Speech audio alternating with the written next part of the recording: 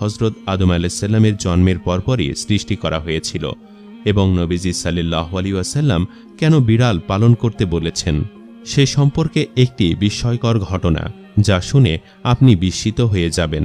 তাই ভিডিওটি একবারে শেষ পর্যন্ত দেখবেন।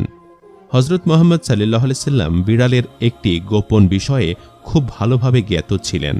আপনি একটি বিষয় জেনে আশ্চর্য হবেন যে বিড়ালের মধ্যে এমন কিছু রোগ সারাবার মতো গুণাবলী থাকে যা আমরা অনেকেই জানি না।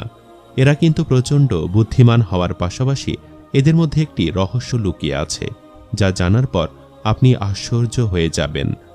মায়াজা নামে রাসূল সাল্লাল্লাহু আলাইহি ওয়াসাল্লামের পছন্দের একটি বিড়াল ছিল।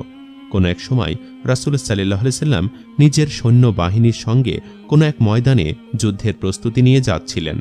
হঠাৎ করে রাসূল সাল্লাল্লাহু আলাইহি ওয়াসাল্লামের সামনে একটি বিড়াল চলে আসে এবং সেটি গর্ভবতী বিড়াল ছিল।